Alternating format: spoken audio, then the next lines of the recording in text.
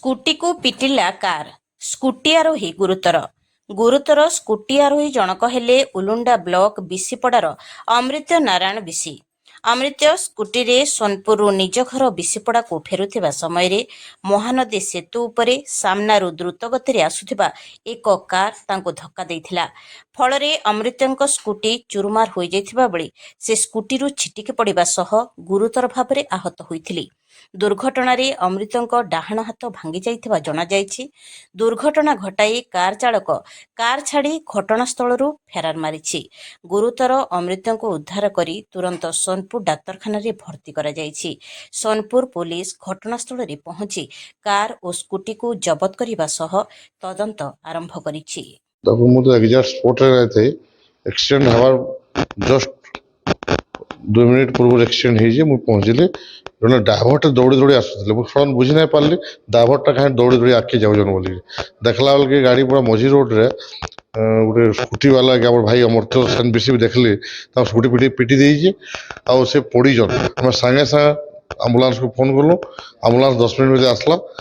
ଆମେ ତାଙ୍କୁ ହସ୍ପିଟାଲ DHHକେ ଆଣିକି ପହଞ୍ଚେଇଛୁ। କଣ୍ଡିସନ ଠିକ୍ ଅଛି, କିନ୍ତୁ ଦୁର୍ଭାଗ୍ୟ କଥା ସୋନପୁର ମ୍ୟୁନିସିପାଲିଟି କି ବାରବାର କହିବା ସତ୍ତ୍ୱେ ଗାଈମାନେ ପୁରା ବ୍ରିଜ ଉପରେ ରହୁଛନ୍, ଯାହାଫଳରେ ଏ ଦୁର୍ଘଟଣା ଘଟୁଛି। ମ୍ୟୁନିସିପାଲିଟିକି ଅନୁରୋଧ ଆମେ କରୁଛୁ ଯେ ଗାଈମାନଙ୍କର ବ୍ୟବସ୍ଥା, ବୁଲା ଗାଈମାନଙ୍କର ବ୍ୟବସ୍ଥା କରୁନ୍, ଯାହାଫଳରେ ବହୁତ ଜୀବନ ନଷ୍ଟ ହେବାର ହେଉଛି, ବହୁତ ଜୀବନ ହାନି ବି ହେଉଛି।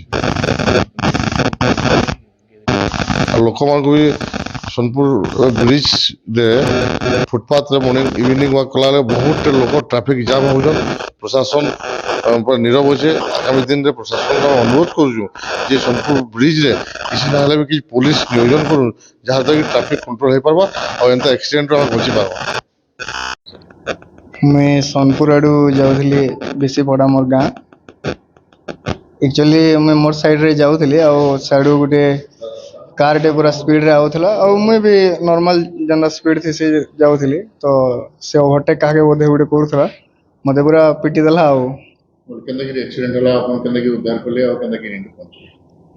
ମୁଇଁ ଆକ୍ସିଡେଣ୍ଟ ତ କେନ୍ତା ହେଲା ହେମିତି ଏକା ହେଲା ଆଉ ଉଦ୍ଧାର ହେବାଟା ମୁଇଁ ହେନେ ପଡ଼ିଗଲି ଯେତେବେଳେ ସେନେ ପିଲାମାନେ ଆସିକିରି ମୋତେ ଇନ୍କେ ଆମ୍ବୁଲାନ୍ସ ଫୋନ୍ କରିକିରି ଇନ୍କେ ପହଞ୍ଚାଲେ। କେତେ କାଣା ଇଞ୍ଜୁରି ହେଇଛି?